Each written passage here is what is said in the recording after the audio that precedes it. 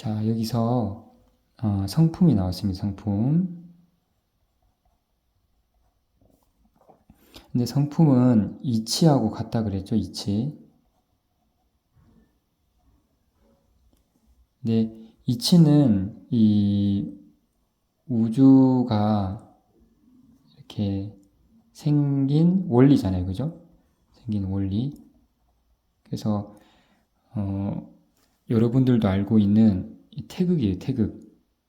그래서 이것은 또한 태극이에요. 태극. 태극.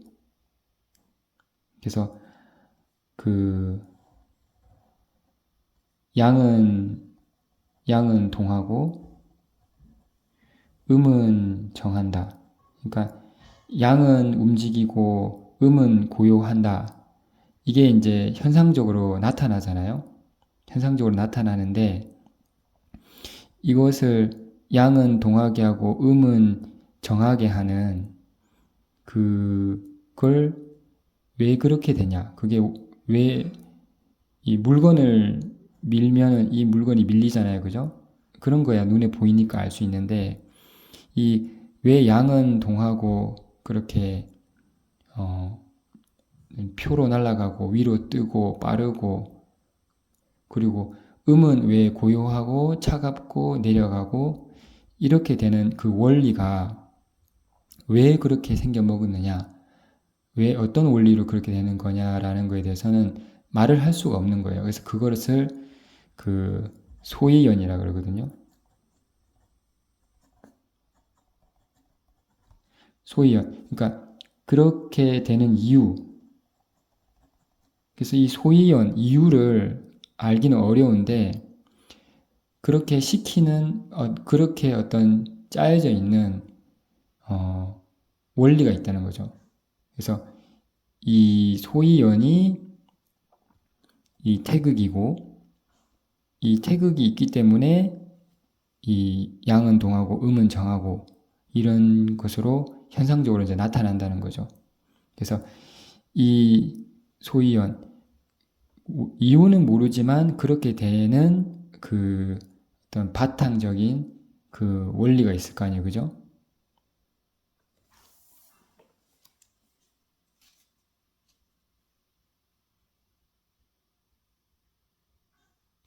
근데 이제 이 원리에 대해서 퇴계 선생은 퇴계학파 쪽에서는 이것이 이 이치, 이 태극이 동한다라고 봐요. 움직일 수 있다. 그러니까 이, 이 이치, 소이연도 작용이 있다라고 보는 거고 율곡학파 쪽에서는 이것을 어, 이것은 이제 어떤 기운이 아니고 그 이미 부여된 어떤 원리, 말과 같은 어떤 원리이기 때문에 동하거나 정하거나 그 이전의 상태다. 그래서 동할 수도 없고 정할 수도 없고 그 어떤 기운적으로 표현할 수 없는 부분이다라고 이렇게 해서 미발이라고 해요. 미발. 움직이지 않는다. 발동하지 않는다. 그래서 이렇게 갈리는데 이렇게 이제 논의를 해서 뭐가 옳은지 뭐 그런 건 싸울 필요 없고요. 일단은 이제 저는 이제 율곡학파에서 그 제 학맥으로 지금 배우고 있고 제 이제 학풍 쪽에서 이야기를 해볼게요. 그래서 우암 송시열 선생이 이제 이 율곡학파의 학맥을 잇고 이게 이제 조선 말의 간제 선생, 간제 전후 선생. 그래서 여기서 이제 점점점 내려서 그 제 선생님이신 화석 김수현 선생 그리고 그분의 아들이신 천곡 김종회 선생 이렇게 이어지거든요. 저는 상대방을 뭐 비판하고 뭐 그런 걸 떠나서 여러분들은 이제 이것을 처음 들으시니까 소개 차원에서 해드리고 시비 같은 거는 또 각자 또 가려보도록 하고 하지만 저는 이제 제가 배운 선생님 학맥 입장에서 또 설명을 할 테니까 그렇게 들어주시면 되겠습니다. 자, 그러면 일단은 이렇게 만물이 이렇게 움직이고 고요하고 이렇게 다 돌아가게끔 만드는 이유가 있다 그랬죠. 그게 성품이고 이치고. 그래서 이게 우리 마음에도 있을 거 아니에요, 그죠? 그래서 우리는 지금 마음 공부를 하고 있으니까 마음에 일단은 국한해서 이야기를 해볼게요. 자, 그럼 마음은 이렇게 명덕이라고 그랬잖아요, 명덕. 근데 명덕에는 저희 앞에서 말했지만 명덕자는 인지소도 고천이 하늘에서 받았고 이치를 갖추고 있다고 그랬죠. 여러 가지 이치. 경 1장에서 배울 때 배웠죠, 그죠? 이치를 갖고 있고 그리고 응만사자, 만 가지 일에 응한다 그랬잖아요. 어떤 일이 있을 때 마음이 동하잖아요, 그죠? 마음이 움직이잖아요, 그죠? 그래서 응만사. 그러니까 이 응한다는 것은 기운을 말하거든요, 기운. 만 가지 일에 이렇게 응하려면은 기운적인 부분이라는 거죠. 그래서 이 마음에 이치라는 부분과 이 응하는 기운이라는 부분이 있는 거죠. 그래서 이것을 이제 소위 저희가 말하는 기혈의 심, 그러니까 어떤 하트나 심장 이렇게 볼 수도 있고 뇌로도 볼 수 있지만 또 그 이전에 어떤 좋은 감정 그리고 악한 감정 이런 게 이제 복합적으로 있는 거죠. 이걸 다 기운 세계거든요. 여기는 기운. 근데 지금 마음이 이 이기를 같이 가지고 있어요. 근데 이 마음에 그 이가 있는 것은 이치라는 것은 이 전체를 흐르고 있는 부분이죠. 전체. 이치라는 것은 이 사람의 마음, 사람뿐만 아니고 내 손끝, 발끝, 이 방, 이 건물, 이 우주 밖에 모두 꽉 차 있는 게 이치거든요. 그러니까 이치는 마음에 있을 뿐만 아니고 우주 전체에 다 꽉 차 있어요. 근데 그러면 이제 그 이치는 이제 그렇게 있는데 근데 이제 그 기운으로 이제 눈에 보이고 나타나는 거죠. 그래서 그 아무리 이치가 선하고 좋고 하지만 사람마다 그리고 세상 그 각 집안마다 다 다른 이유는 그 기운이 각자 다 다르기 때문이다 그래요. 그래서 이것을 율곡 선생이 뭐라고 그랬냐면 기발이승이라고 그랬어요. 기발이승. 그러니까 기운이 바라고 이치가 탄다. 그러니까 이치가 탄다 그러니까 이치가 동작이 있는 것 같은데 여기서 탄다는 것은 그 이치가 스며들어가 있다 이러는 것이고 결국은 이 이치 이전에 기운이 작동을 일으키니까 이치는 거기에 그냥 편승할 뿐이라는 거죠. 그래서 이치 자체가 악하거나 어떤 모습을 가지고 있는 건 아니고 이치는 순선하고 이제 우주가 사람이나 물건이나 이런 걸 만들어내는 그 사랑의 마음은 순선하잖아요. 그래서 그렇게 그냥 펼쳐져 있는 것이고 근데 그것이 그럼에도 불구하고 악하고 선하고 좋고 나쁘고 모자라고 넘치고 이런 것들이 나타나는 것은 사람 각자의 그 마음과 각자의 집안과 각자 나라의 어떤 그런 기운적인 부분 때문에 현상적으로 나타난다는 거죠. 그래서 이 율곡 선생은 기발 2승 1도 한 길이라는 거거든요. 그래서 기발 2승 1도 이 한 길로 이 우주 현상이 나타난다라고 규정을 했어요.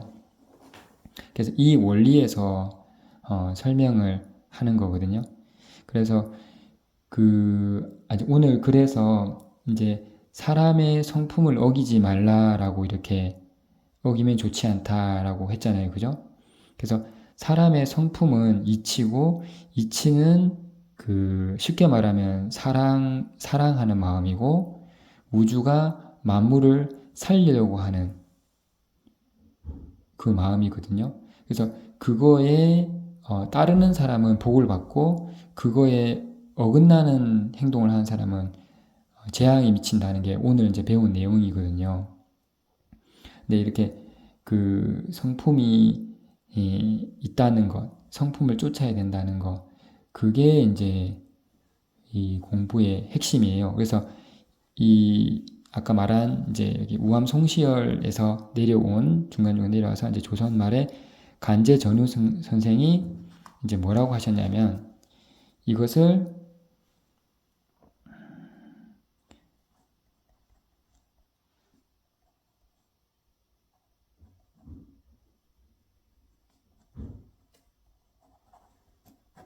성사심제라고 했거든요. 그러니까 성품을 스승으로 삼고 마음을 제자로 삼아야 된다.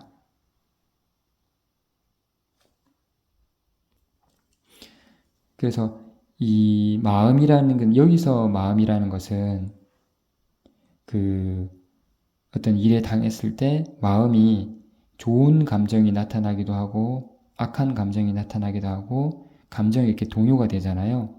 그것을 제자로 여기고 그러면은 그 마음을 잘 다스려서 성품이 스승이니까 스승 말을 들어야 될 거 아니에요. 그죠?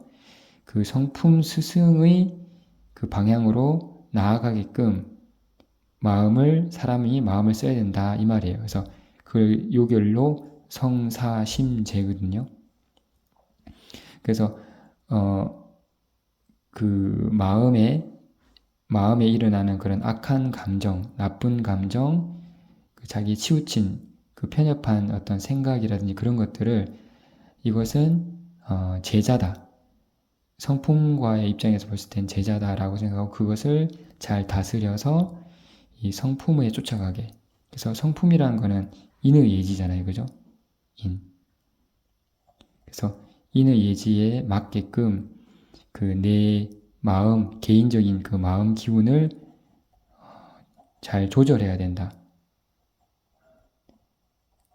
그래서 이게 전후 선생이 사람으로서 걸어가야 될 것을 이렇게 요결로 네 글자로 이렇게 말을 한 거예요.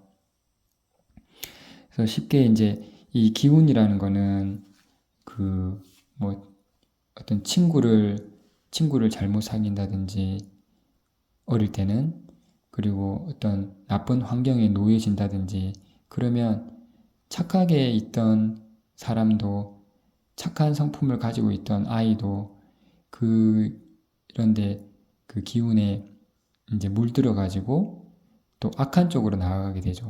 그래서 이 성품이라는 것은 원래 그냥 다 가지고 있는데 그런 기운적인 환경적인 그리고 자기 어떤 감정적인 부분에 항상 휩쓸리고 그런다는 거죠. 그래서 쉽게 보면은 어른이야 부모야 뭐 별의별 사람 다 만나도 마음이 흔들리지 않지만 물론 흔들리긴 흔들리죠. 하지만 자식들은 더 마음이 흔들리잖아요. 그래서 부모들은 자식을 좋은 환경, 좋은 친구, 그리고 좋은 선생에게 가르침을 받게 하고 싶잖아요. 그죠? 그게 어른 입장에서 봤을 때 뭐가 옳은지를 알고 있기 때문에 그런 거거든요. 그건 이제 아이들한테서 그렇게 봐도 이 성사심제가 맞는 것이고, 그리고 저희들도 이제 이것을 바탕으로 나아가야죠. 그래서 이제 이 기 조절에 있어서 그 참 어려운 부분이 결국은 자신의 어떤 감정이거든요. 자신의 감정. 그래서 뭐 누구야 뭐 이렇게 잘 안 해주고 싶겠냐마는 어떤 상황이 닥치게 되면 마음이 이렇게 힘들고 또 이렇게 짜증도 나고 막 그런 감정적인 게 생기잖아요. 그죠?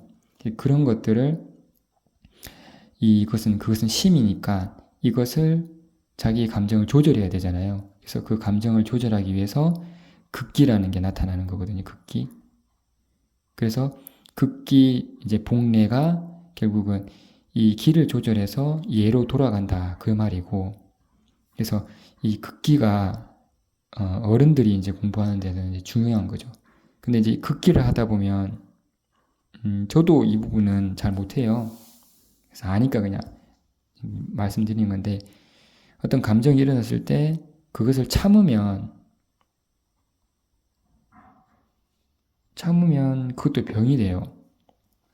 근데 그것을 시원하게 이제 감정을 표출하고 자기를 이기지 않고 그냥 내 하고 싶은 대로 하면 기분은 좋은데, 기분은 좋지만 이게 재앙으로 돌아와요. 재앙. 어떤 안 좋은 일로. 내 감정을 표출을 하고 내 감정대로 행동했을 때는 반드시 어떤 상대방이나 다른 사람이나 어떤 일적으로 재앙이 돌아오죠. 그래서 결국은 극기를 하려면 참아야 되는데, 이게 또 참으면 병이 되거든요. 그죠? 다 아시듯이. 그래서 제가 듣기로는, 저도 잘 못하는데,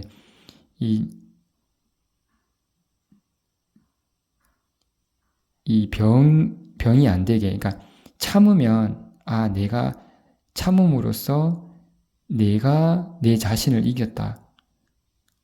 그러니까 상대방을 어떤 가르치고 탓하고 상대방을 이렇게 바꿔보려고 하는 그런 마음 이전에 나를 이렇게 이 우주상에서 가장 힘들다는, 다루기 힘들다는 나의 마음을 내가 다스렸다. 내가 이겨냈구나. 그것을 즐거움으로 삼으라고 저는 배웠어요. 저도 선생님한테 배웠는데, 그게 어렵죠. 내 감정을, 내 어떤 그것을 이기면서 그걸 또 즐겁다고 하기 어렵잖아요. 그래서 저도 이 부분을 잘 못해요. 그래서 제가 아니까 이제 알려드리는데, 여러분들도 극기를 하더라도 이제 어떤 상황에 있어서 화내야 될 부분은 화내서 바르게 고칠 부분이 있지만, 이게 화내지 말아야 되고 계속 반복되는 어떤 잘못된 부분이 있잖아요. 특히 어떤 가족 관계라든지 뭐 배우자와의 관계라든지 어떤 자식과의 관계에서 이것에 있어서 결국은 화를 이렇게 감정대로 하면은 이제 재앙이 미치는 것을 이렇게 느껴봤으니까, 이게 나를 이김으로써 내가 참 이것은 내가 나를 이겼구나, 내가 즐겁구나, 그러니까 내가 나를 이겼으니까 내가 세상에서 가장 이기 어려운 나를 이겼구나 라는 어떤 그것을 공부로 삼아가지고 극기를 이제 해 나가면, 이것은 이제 내가 내 스스로를 이겨서 성품을 쫓아가게 되는 거고, 그리고 상대방은 내가 굳이 그렇게 화를 안 내고 놔두더라도 내가 참음으로써 이게 덕이 되니까 상대방은 또 그에 덕화가 되는 거죠. 이제서야 바뀌는 거죠. 그렇게 화내고 막 감정을 하고 가르치고 해서 바뀌는 게 아니고, 내가 내 스스로 덕을 실천함으로써 상대방이 점차적으로 이제 덕의 화가 되는 거죠. 그렇게 상대방을 바꾸고 나를 지키고 이렇게 이제 해 나가는 게 이 마음을 다스리는 이 저희 항맥의 전수 신법이거든요. 그래서 저도 이 부분을 잘 못해요. 저도 선생님한테서 배웠기 때문에 이제 여러분들한테 알려드리는 거고,